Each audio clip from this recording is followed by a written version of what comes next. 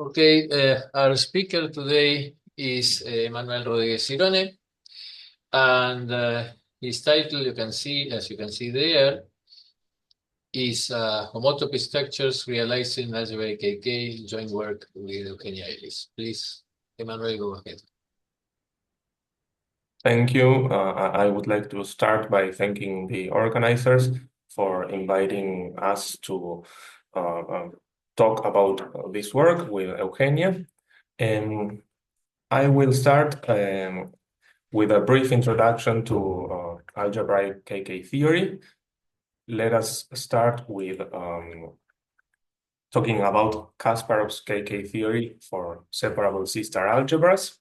What I will mention is due to the work of Kasparov, Kuntz, Hickson, Meyer-Nest, among others. So we can think of Kasparov's KK theory as a functor K from the category of separable C-star algebras to an additive category, kk, which is actually triangulated in a natural way, as was shown by Meyer-Nest. So for any pair AB of separable C-star algebras, we have an abelian group, kk-AB, which is, these groups are the Ohm groups in this triangulated category. And these groups recover the topological K-theory of C-star algebras, because when we fix the C-star algebra C in the first coordinate, we get the topological K-theory of the second coordinate.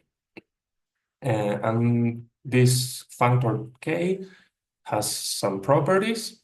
The first is homotopy invariance. So C-star homomorphisms that are homotopic are mapped to the same morphism in kk. Then we have stability with respect to compact operators. That means that any C-star algebra A gets identified with A tensor K, where K is the C-star algebra of compact operators on any infinite dimensional separable Hilbert space. And then we have exactness, split exactness, which means that any split exact sequence of C-star algebras induces a split exact sequence of kk groups. And the functor k is moreover universal for these three properties, meaning that any other functor from the category of separable C-star algebras into an additive category factors uniquely through k. So algebraic KK theory was defined by Willy Cortiñas and Andreas-Thom as a purely algebraic counterpart of Kasparov's KK theory. And they showed that some of the methods developed by Kuntz for the kk theory of locally convex algebras applied to define a kk theory in the algebraic world. So from now on, let us fix a commutative ring L with unit, and alg will be the category of associative, not necessarily unital, algebras over this commutative ring L.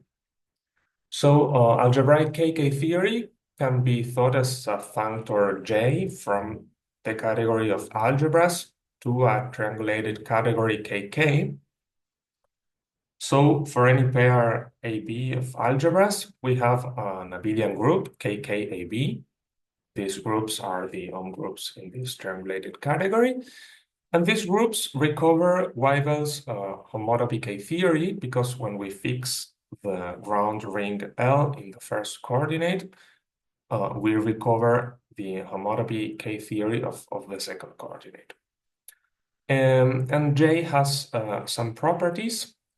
Here it makes no sense to speak about continuous homotopy. So, but we can speak about polynomial homotopy. So, polynomially homotopic morphisms are mapped to the same morphism in kk. That is polynomial homotopy invariance. Then we have stability with respect to matrices. That means that any algebra A gets identified in kk with a tensor M infinity. M infinity can be thought of as the union of Mn for all n. Here, Mn is the algebra of n by n matrices with coefficients in the ground ring L. And then we have excision, which means that any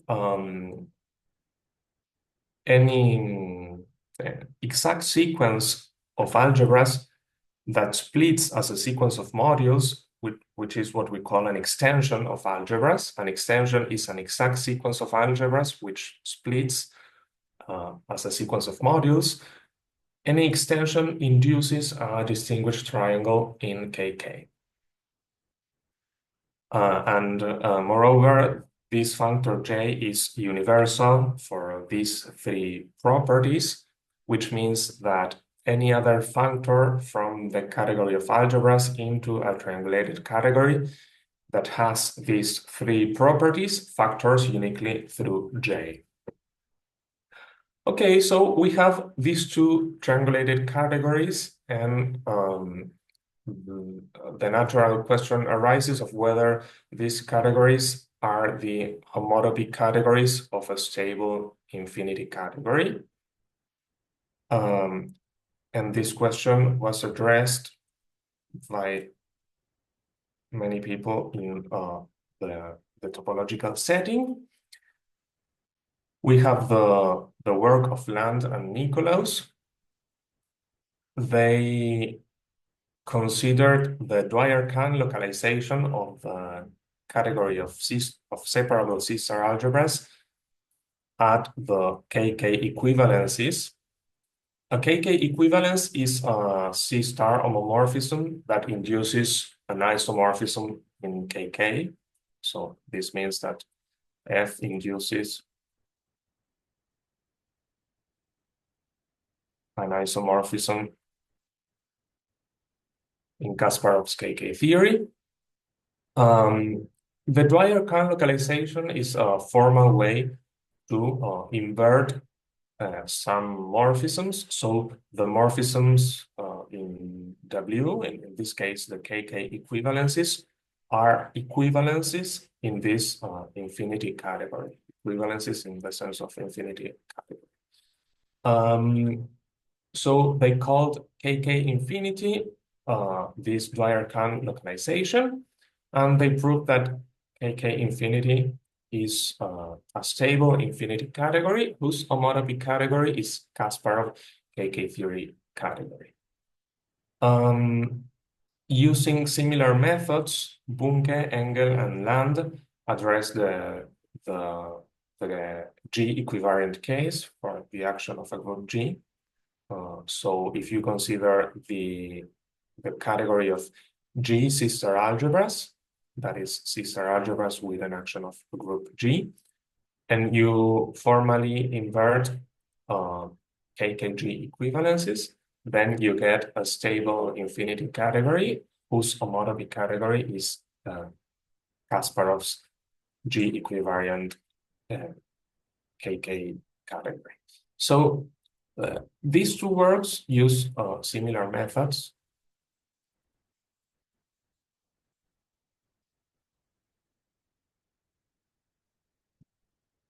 And then we have another work by Bunke, who constructs an infinity category version of Kasparov KK theory by a sequence of localizations that enforce one by one the universal properties of KK. So this is a nice approach because it doesn't rely on the existence of the classical KK groups. in the previous approaches, you must define what a kk-equivalence is. So you must have defined the classical kk groups, and Bunke showed that you can define kk theory in a purely infinity categorical way. So this doesn't rely on the existence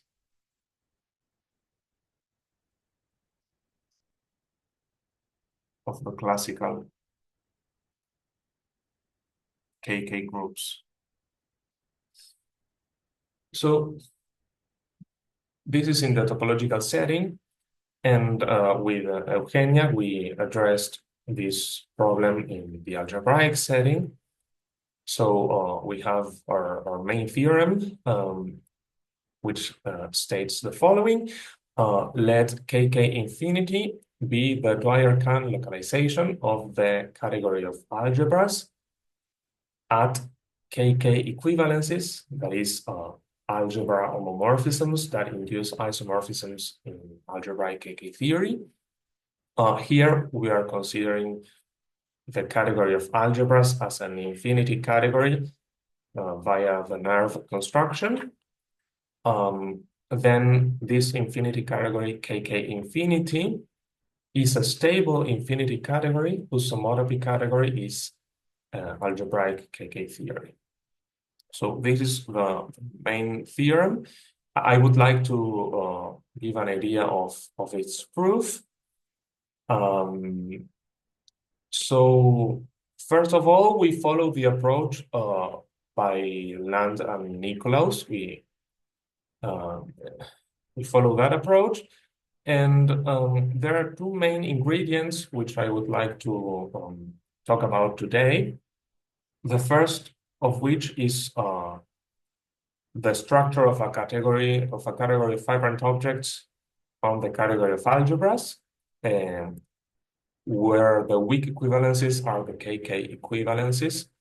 So we would like to invert the kk equivalences. We can do this formally, but the resulting category is somewhat it's not very explicit. So a tool to make it more manageable is this structure of category of fibrant objects. I will talk about a little bit more about this in some seconds. And then we have a characterization of kk theory as a localization of ordinary categories. So I would like to talk a little bit about these 2 points. Let us begin with the categories of fibrant objects, CFO. The definition goes back to Brown in the 73. A category of fibrant objects is a category C with final object and 2 subcategories, F and W, that satisfy certain actions. The morphisms in F are called fibrations and are denoted with a double-headed arrow. And the morphisms in W are called weak equivalences and are denoted with a tilde. And those are the morphisms that we want to invert. So there are 3 axioms for fibrations, 2 axioms for weak equivalences, and 2 axioms that combine fibrations and weak equivalences. So any isomorphism in C must be a fibration. The family of fibrations must be closed under pullbacks.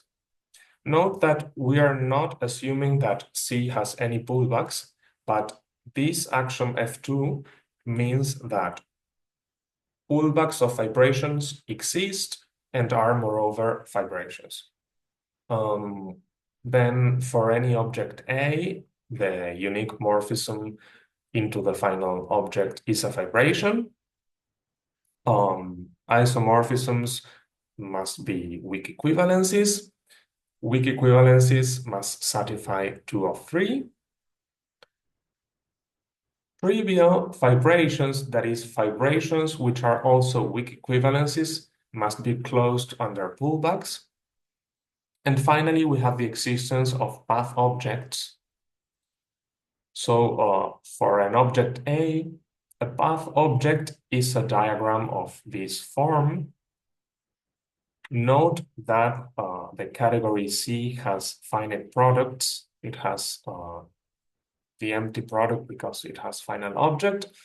And since these morphisms are fibrations and pullbacks along fibrations exist, that gives us binary products. So we have finite products. So it makes sense to speak about the diagonal map from an object A into A times A. So this is the diagonal map.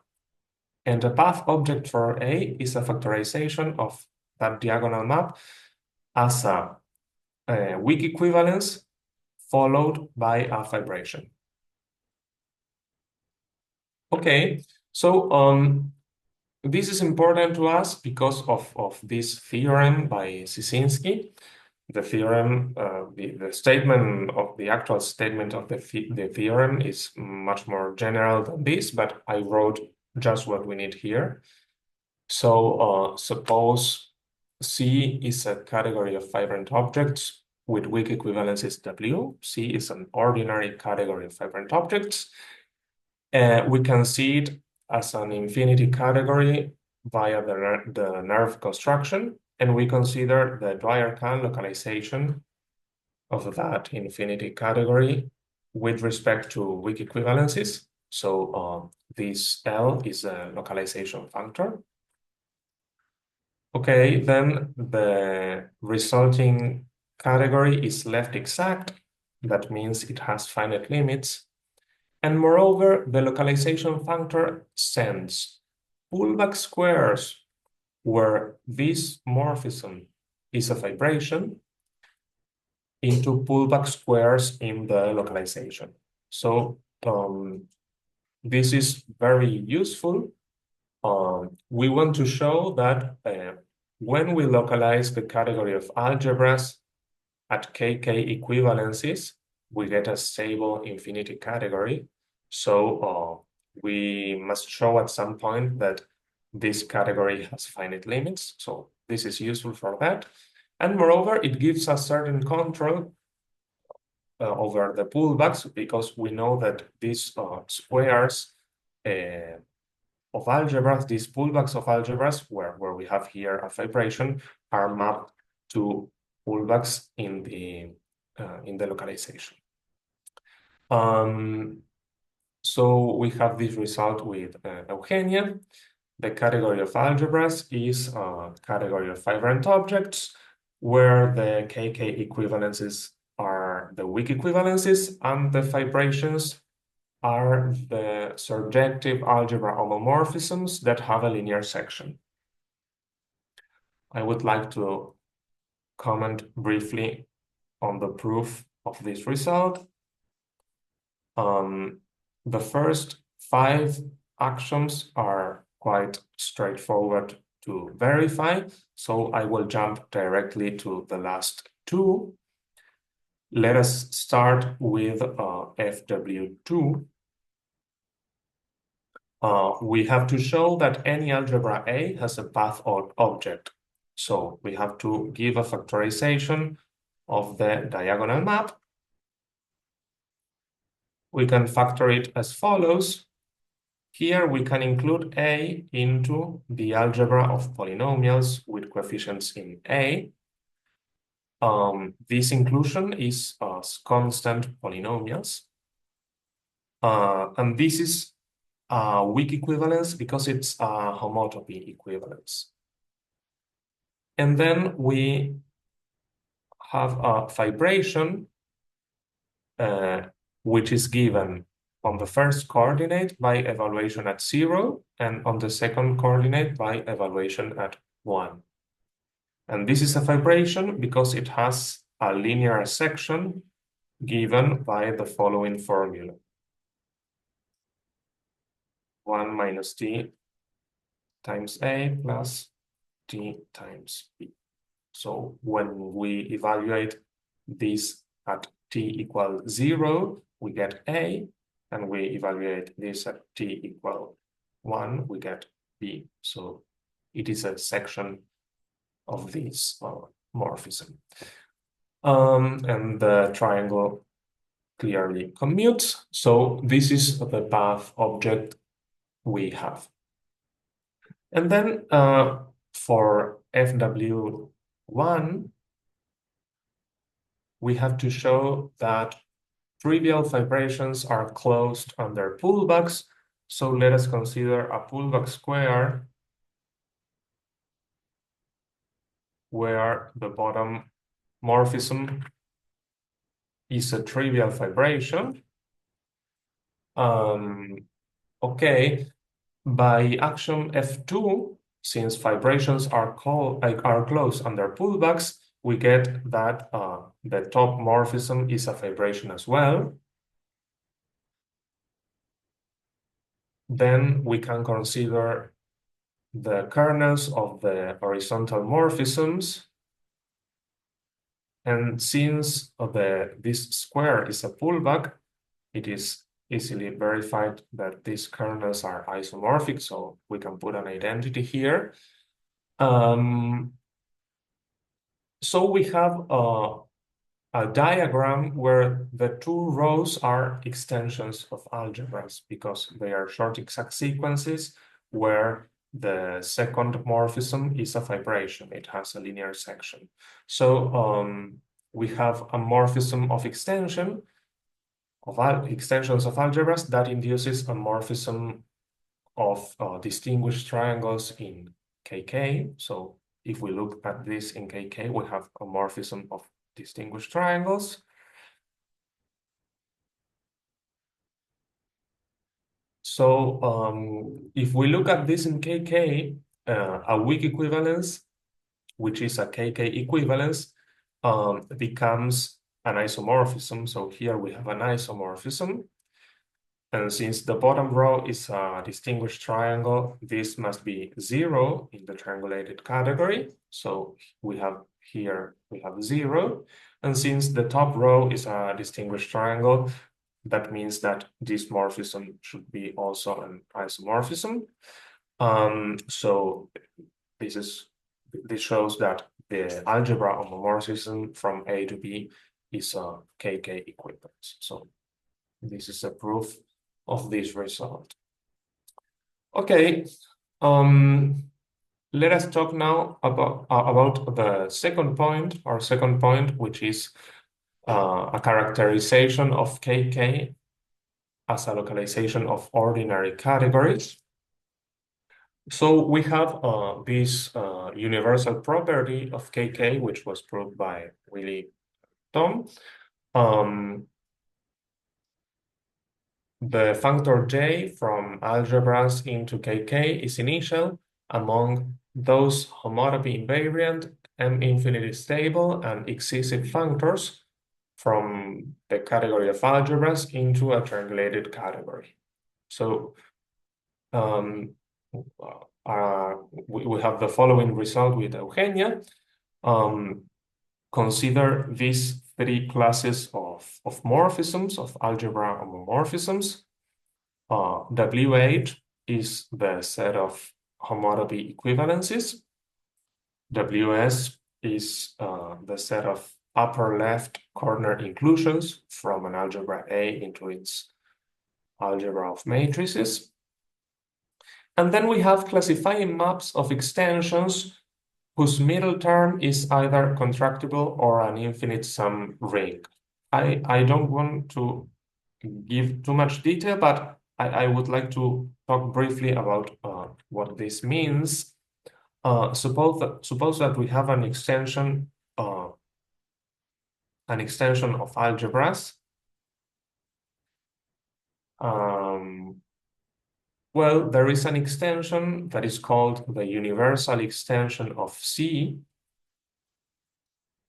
that looks like this. And it is called the universal extension of C because it maps uniquely to any extension ending with C. So here we have a morphism of extensions that commutes with the sections. And the morphism here is called the classifying map of the extension in the bottom row. So here again, we have a morphism of extensions. If we look at this in KK theory, we have a morphism of triangles.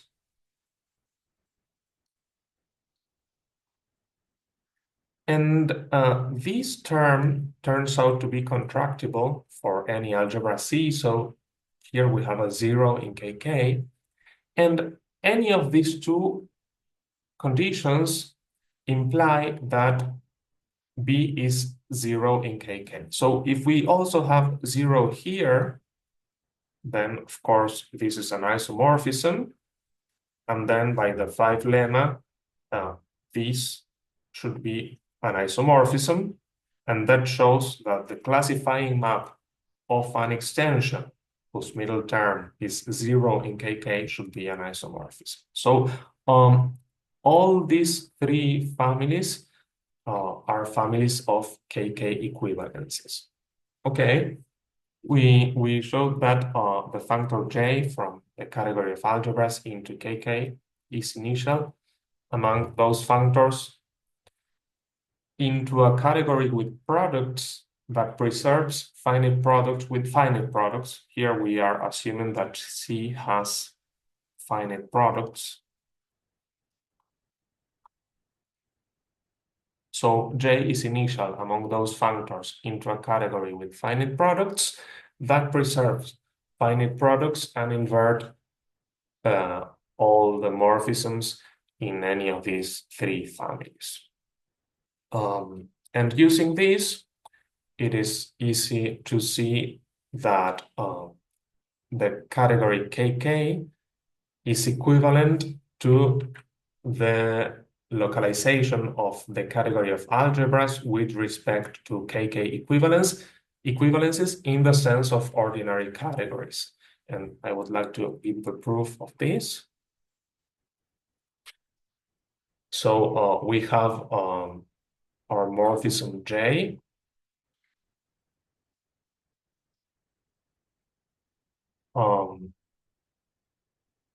We have our, we have our morphism J. We can localize the category of algebras at the KK equivalences. So each of these morphisms has a universal property. So since J inverts KK equivalences by definition, we have a functor here by the universal property of L. And then it is easily verified that this functor preserves finite products. That is to say, this category has finite products and the functor, the localization functor, preserves them. That is because when you consider the direct product of two KK equivalences, that is again a KK equivalence. So that implies that this has finite products and that the localization functor preserves them. So now we use the universal property of J. Here we have a functor that preserves finite products and inverts all these three families. Then we have a functor in the opposite direction. And well, one verifies that these are inverse equivalences. So the category KK is equivalent to the localization. So this finishes the proof. Okay, so with these 2 points, we can give a proof of our main theorem. I recall the statement of the theorem. Let kk infinity be the Dwyer-Kan localization of the category of algebras at kk-equivalences. So here, this is an infinity category. We are considering the category of algebras as an infinity category via the nerve construction. And then we consider its Dwyer-Kan localization at the set of kk-equivalences.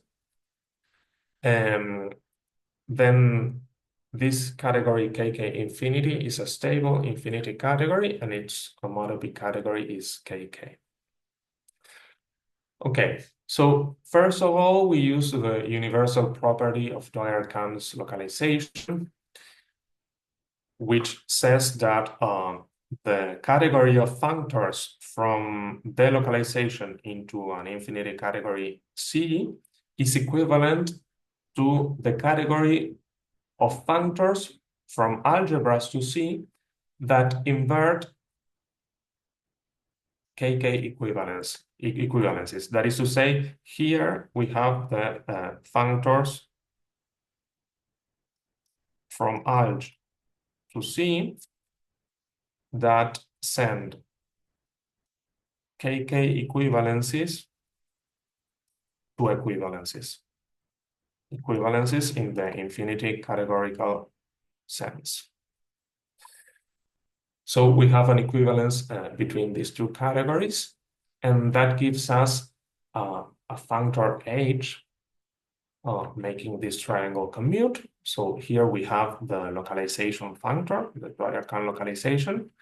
Here we have the functor j defined by Willy and Thom. And well, we get this functor h.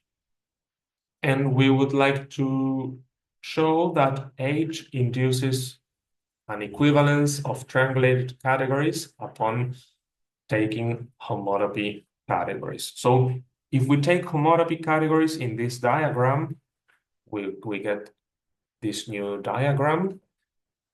The homotopy category of alg is alg because alg is an ordinary category. The same happens with kk. Its homotopy category is kk. So here this horizontal morphism is the functor G, the functor J.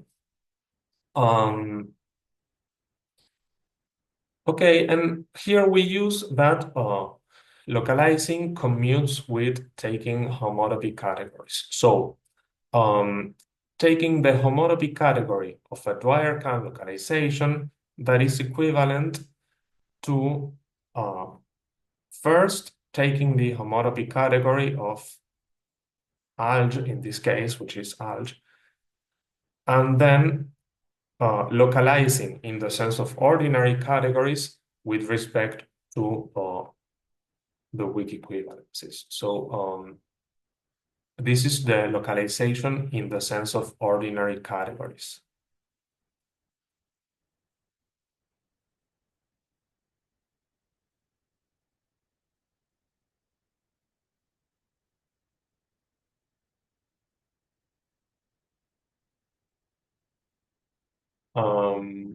So we have these two functors that have the same universal property because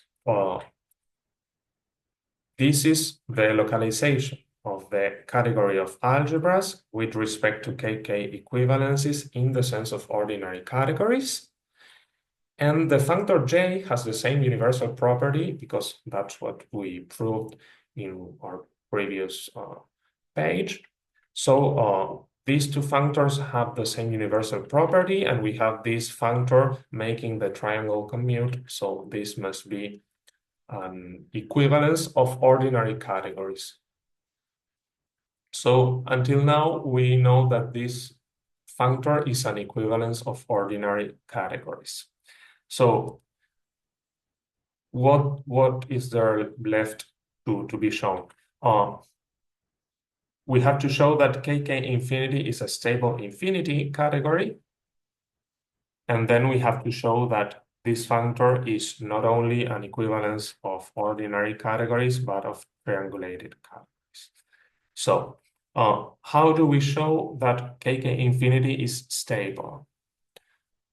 one way to show it is stable is to show it is pointed and left exact, and that the loop functor defined in the sense of pointed left exact infinity category is a kk is an equivalence. So we already know that kk infinity is pointed and left exact. It is pointed by the zero algebra, and it's left exact because we can compute this localization as the localization associated with a category of fibrant object structure. So we get it is left exact. So this we already know. And to show that the loop functor is a kk equivalence, okay, first of all, I want to recall how the loop functor is defined. Suppose you have an infinity category which is pointed and left exact.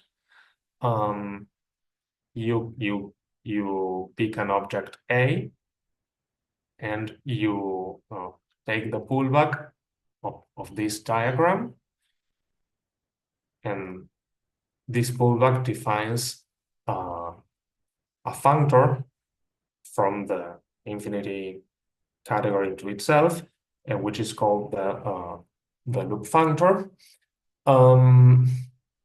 So we want to show that this loop functor is an equivalence. Since it commutes with limits, it suffices to show, it can be shown that it suffices to show that the loop functor induces an equivalence at the level of homotopy categories. And here we use that we have an explicit model for this loop functor. I didn't mention it, but let us go back to the first page. I mentioned that both of these categories are triangulated, and we have an explicit model for the D suspension. In this case, if B is an algebra, omega B is the algebra of continuous functions from the unit interval into B that vanish at 0 and at 1. That gives us a model for the loop functor here. And in the algebraic case, suppose that B is an algebra, then we can consider the polynomials that vanish at 0 and at 1.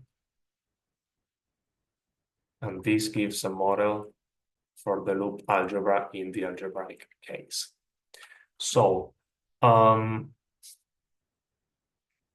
let us return here. We have an explicit model for this loop functor because we can do the following. We pick an algebra A. Here we put the algebra of polynomials that vanish at 0, and we can evaluate them at 1. This is a fibration if it has a linear section. And it is easily verified that this algebra is homotopy equivalent to 0, so it is contractible. It is 0 in kk.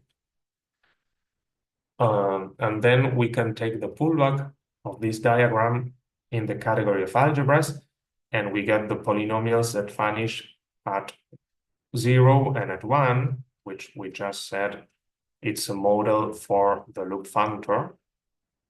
So this is a pullback of algebras, but since this corner is contractible, it is 0 in kk, it gives us a model for this pullback in the infinity category. We know that this square is mapped to a pullback in the infinity category because of the result we talked before, because this localization is associated to a category of fibrant object structure. So if we have a pullback where one of these morphisms is a fibration, that pullback gets mapped to a pullback.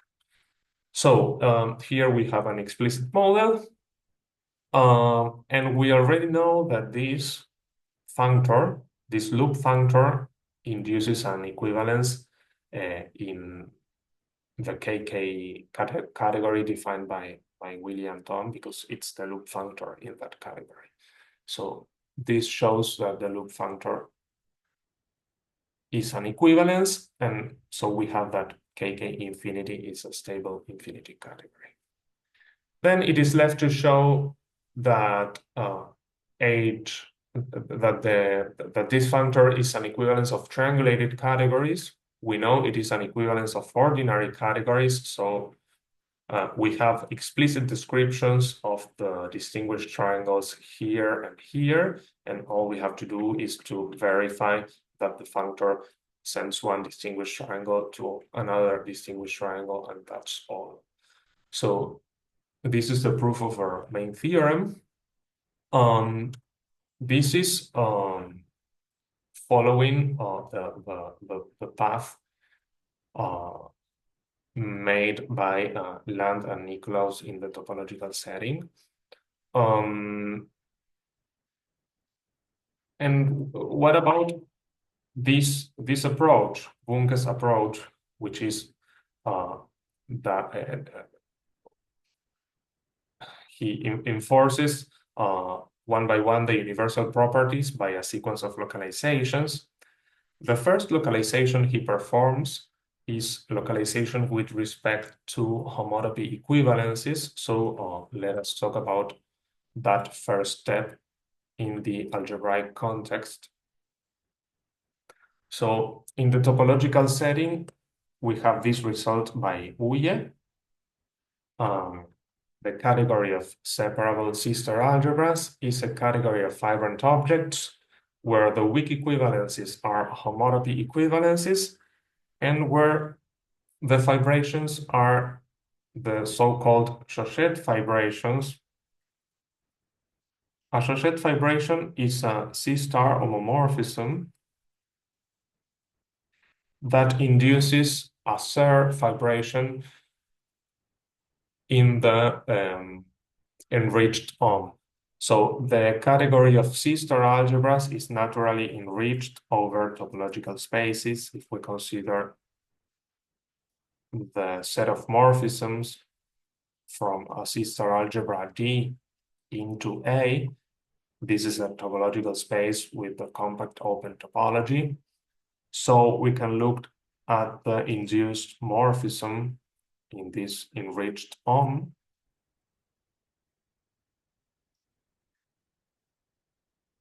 And Chauchet fibrations are C-star homomorphisms that induce a Serre fibration when taking the enriched Om. So this is one of the relevant results. And then we have a theorem. This is important because it gives us control over the limits in the localized category. So if we consider the category of C-star algebras, the Dwyer localization of the category of separable C-star algebras with respect to homotopy equivalences, we know that this infinity category is left exact because of this theorem. And then we have a theorem of Bunke who proved that this localization is equivalent to the simplicial, to the coherent nerve of the category of C-star algebras with its topological enrichment. So for a category enriched in topological spaces, we have a coherent version of the nerve that takes into account the homotopical information that comes from the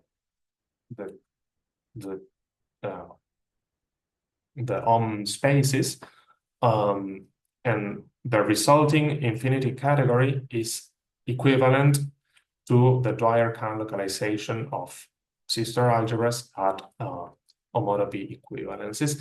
And this is also useful because it gives us control over the mapping spaces in this localization. We know that the mapping spaces in this infinity category are given by the enriched spaces, enriched ohms. So this is in the topological setting. We analyzed the situation in the algebraic setting. We can enrich the category of algebras in simplicial sets.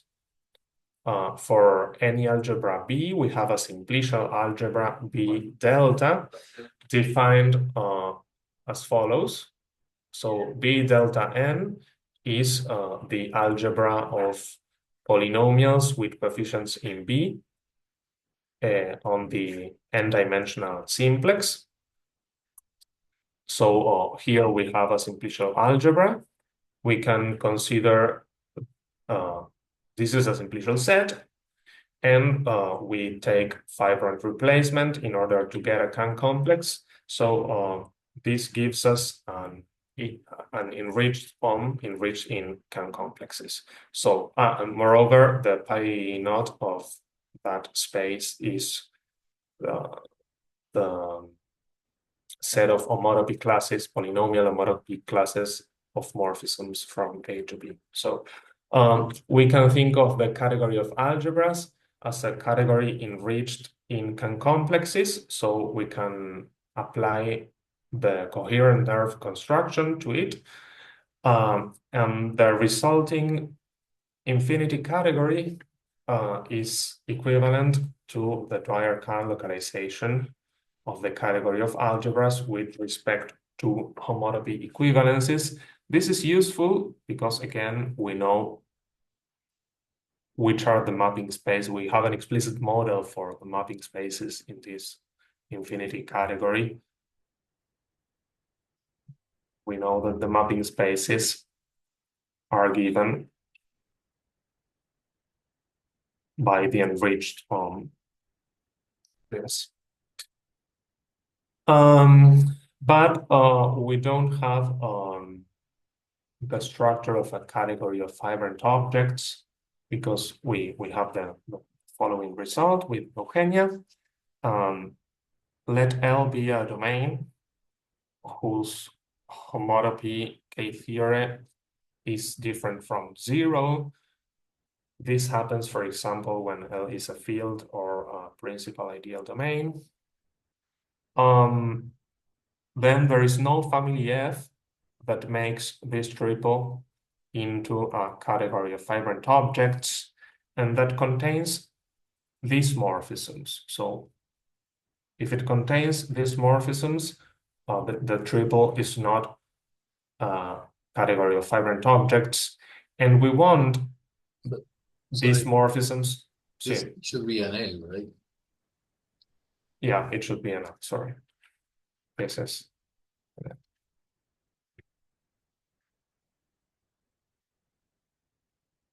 Thank you. So we want these morphisms to be fibrations because they were part of our path object factorization. When we, I mean, this is the only way we know how to get a path object for an algebra A. So this should be a fibration. So if these aren't fibrations, we would have to change the way we get path objects, and it is not clear how to do that, or if that would be useful in any way.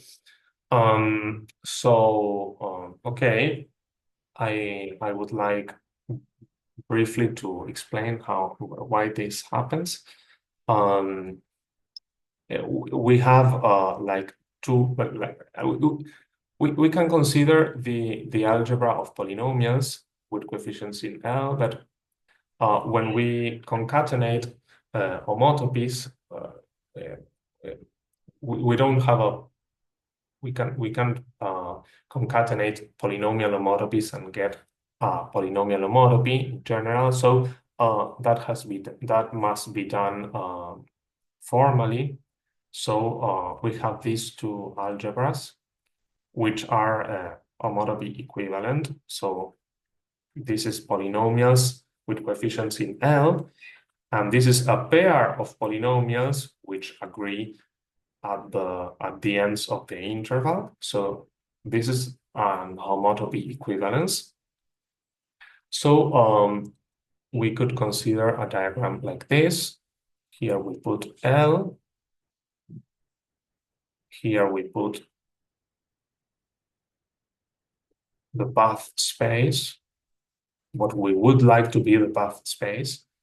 We can evaluate at 1 and call the kernel of this evaluation, call it P1. So this is a pullback square. We can do the same with L2. So here we can put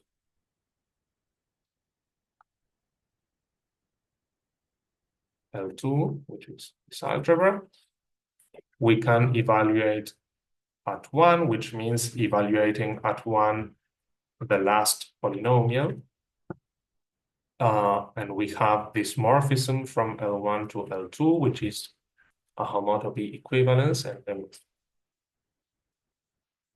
we can complete the diagram in the back to a pullback square, call it P2. So by factoriality, we get a morphism here, call it beta.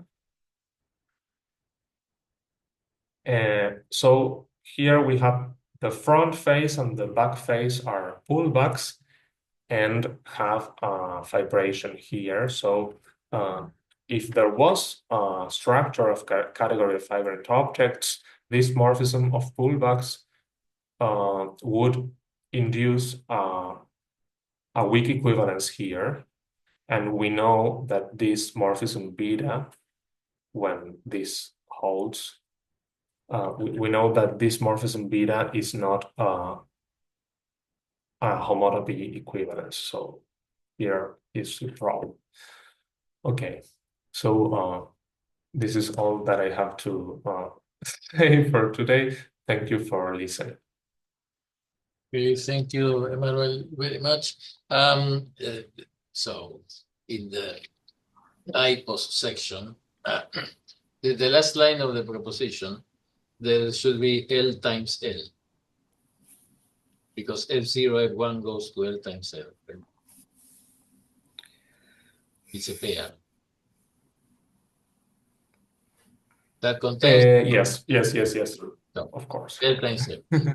and because you are assuming that, so, I mean, that the map from L to 0 is has to be a fibration, then I suppose it follows from that if this is a fibration, then each of F0 and F1 individually are fibrations too. Yes.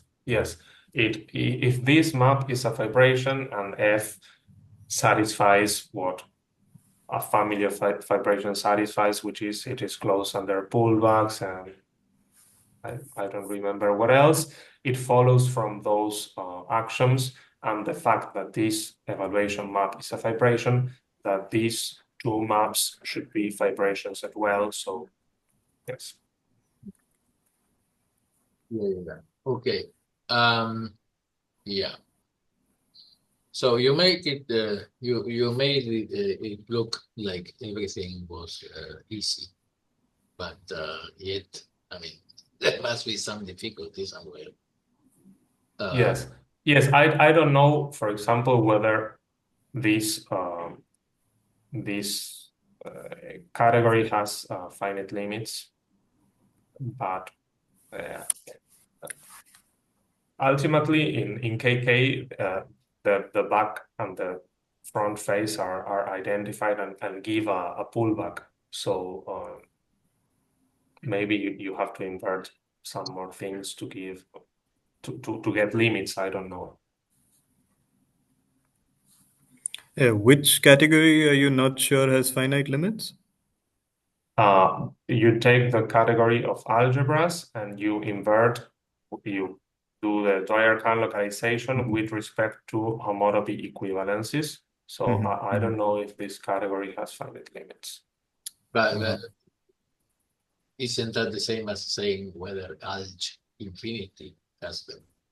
Because yes, it's the same. Yes, it's the same because they are equivalent. Have you tried forcing these categories to have co-products? Um,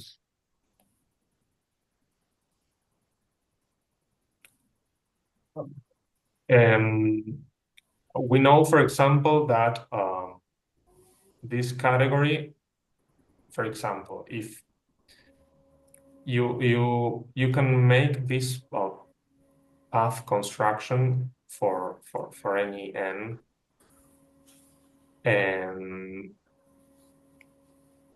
and all these for any n. Also, so Pn is concatenating n polynomials and asking that the first of those n polynomials vanishes at 0. So that is Pn. So one can show that all these algebras Pn are homotopy equivalent to 0, so they are 0 in kk. But when you consider the direct sum of Pn for all n, this is not homotopy equivalent to 0. So that means that and we do know that it, okay. So this is this could be a model for the coproduct because it is in the context of Kasparov K theory. I think that by the same argument, yes, you get that also the free product of Pn is not homotopy equivalent to 0. So that would show that the localization functor, this localization functor does not preserve coproducts in general because well, this is the coproduct of 0. It should be 0 if it was a coproduct here. So that's what we know. But does the universal functor from alg to kk infinity, does that factor through this functor? I assume no, right? I think yes, because this is a Dwyer-Kan localization, so you have WH is included in WKK. that's why, yeah. You have Okay.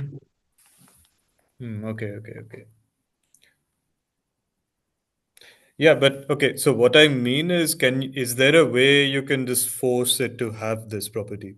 So you would have to perform another localization. For yes, I think instance, excision, for example, this is not the way to prove that this is a kk equivalence is using excision. So it has to do with excision. Maybe right. the combination of homotopy with excision gives you a better behaved equivalence relation. But we are working on that. I don't know, Euge, if you want to say something. That's something we are thinking about, but I don't have an answer yet. I think that there is two things. One thing is the countable product that in Kasparov KK theory is solved because Kuhn's picture, and we don't have it here. And another thing is the in construction. We are thinking about the first one first. Not, yeah, that's, I think that there is two things in the coproduct stuff. Yeah, because there is in Kasparov KK theory, you have the problem of separability, which was solved by Bunke by considering some int construction and extending the definition of KK for C-star algebras in general. But I think the problem we have here is different. It's previous. But what did you do? So may I ask, is this thing, this beta, right, that is not an equivalence? If so, I mean, this L1, L2, that these paths objects, the 1, the 2, there is a 3 and 4 and blah, blah. Of course, yes. So you can have a sequence of betas. Yeah, does it become an equivalence in the int sense or something? Yeah, sorry, Willie, this is the last vertex map sequence, no? What do you mean? Yeah. Yes, so you had subdivision. Yeah. So what I mean is, if you take the int thing, the whole of it, and you take the pullback, that's beta. I mean, is there any sense in which this int object is eventually, I don't know. Maybe. Because maybe you the path of the real path object is the whole int thing.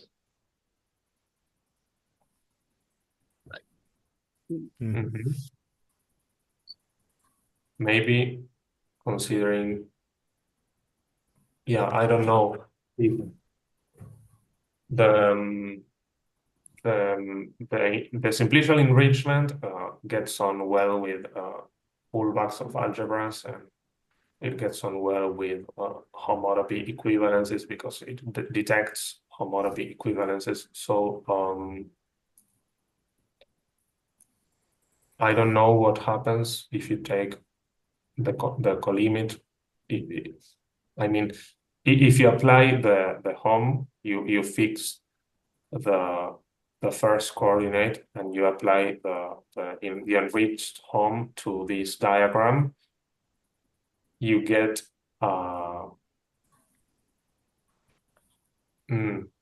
the problem is that you don't know if they are homotopy pullbacks, because they are not, in fact, because if they were, this would be an equivalence.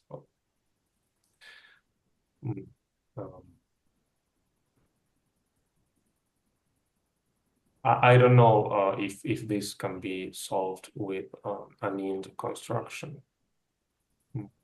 One idea that we managed at some point that we didn't enter so deeply is to invert beta by force. And that is on the list. Okay. List. So are there any more questions from the audience? Otherwise, before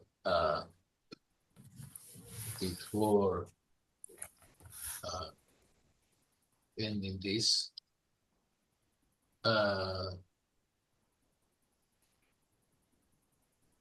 okay. Yeah, I'd like to share something. Would you? So I should stop sharing my screen. No. I guess I can override you. Okay. Okay. Let me see with something. Okay. So where is this? Up here. Yeah, so I like to mention that this wonderful paper we just heard about is to be published in this wonderful journal Orbita Mathematicae, which has this open to all areas of mathematics. There you have a list of editors. You see MSP is the publisher. It's a journal owned by the Union Mathematical Societies of Latin America and the Caribbean. We are finishing the first issue of the second volume. The remaining paper has already been accepted and it's been prepared by the publisher. And the article we just heard about will probably be in the second issue of the second volume. So I invite all people interested to send us papers. We accept papers of the highest quality. So thank you, and I will stop the recording now when I find it. Here. There.